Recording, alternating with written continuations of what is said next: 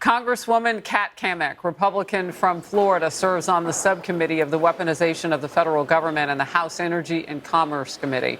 Great to see you today. Wish it were always under different circumstances when we're talking about anti-Americanism, because that's what this is, too. This is American hate, too.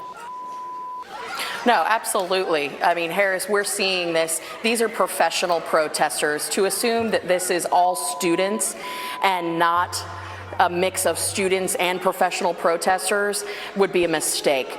These people have a financial, a fiduciary aspect to what they're doing. They find glory in objecting. And when you see some of the professors that are engaged in this, we of course know that they are the ones that were protesting on campuses decades ago. These are the people that read Rules for Radicals, and they've carried this mentality throughout their careers. But this is a financial gain at the end for these people. And we know that it's not just Israel that they're targeting, right? It's not just the Jewish communities that they're spouting vitriolic and hatred towards. It's America, right? Because they see us as the big Satan, in their own words. They were just hosting workshops in these encampments yesterday talking about the glory of North Korea. I mean, my God, Harris, now they're espousing the gloriousness of North Korea. These people need to get a clue. And I know you've heard me say it. You play stupid games, you win stupid prizes. These students and these professors, they're about to win the lottery when it comes to stupid prizes. What can Congress do? Listen, I think we start with defunding these universities that tolerate this kind of BS. When you have students that are being physically assaulted, intimidated, prohibited from going to class, they're canceling graduations.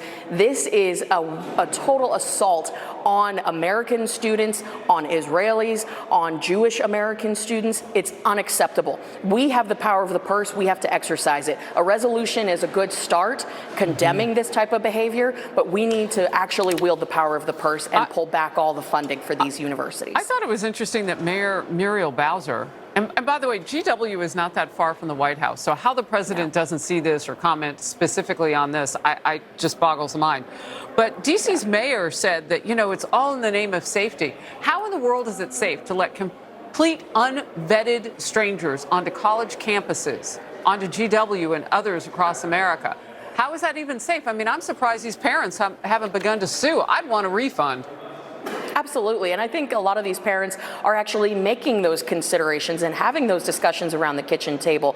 Think of how much college is these days. Well, You're looking at these. 6 figures. Exactly. You're looking at 6 figures. And there's no way that parents are going to tolerate their child going to a university where they are denied access to facilities, continually targeted, harassed, hazed, and bullied, and in some cases outright assaulted.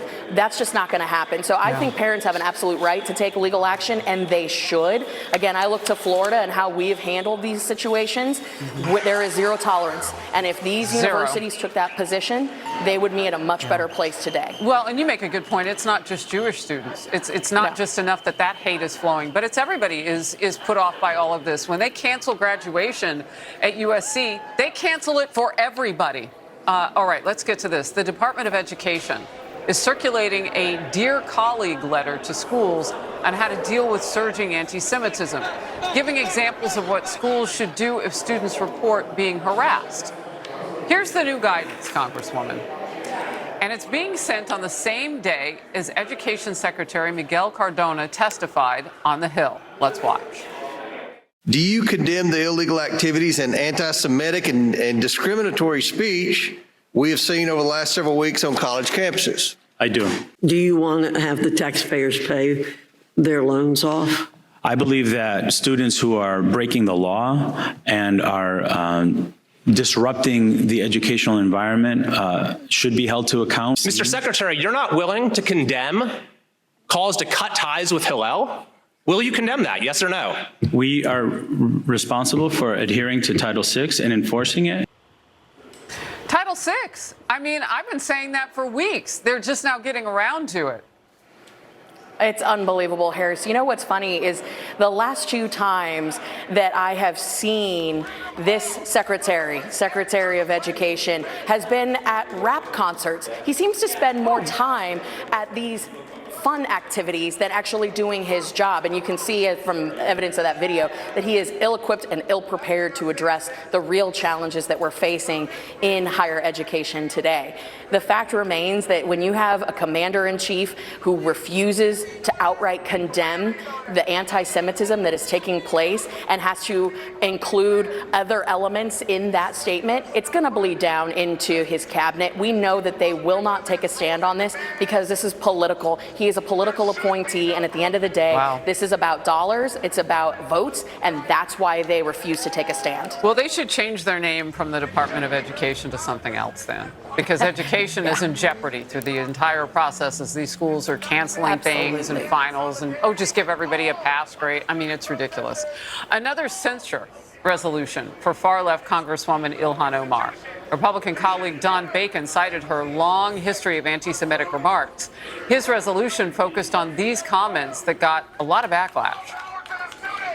Kids should be kept safe, and that we should not have to tolerate anti-Semitism or bigotry for all Jewish students, whether they are pro-genocide or anti-genocide. And her fellow far-left member, Rashida Tlaib, is making this demand. I urge the International Criminal Court to swiftly issue arrest warrants for Netanyahu and senior Israeli officials to finally hold them accountable for this genocide, as is obviously warranted by these well-documented violations under international law. A dozen Republican senators have a warning for the ICC. Such actions are illegitimate and lack legal basis. Target Israel, and we will target you, Congresswoman. There's so much hot tea here, Harris, that I want to spill.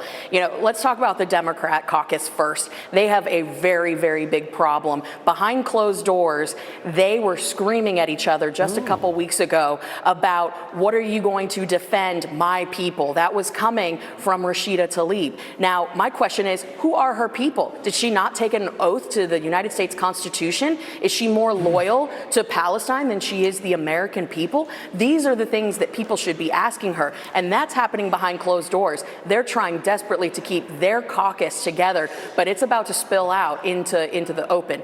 On the second part about the International Criminal Court, this is absolutely unacceptable and it's disgusting. Where are they when it comes to the active genocide, the real genocide that is taking place in China? What about North Korea, Venezuela, Iran?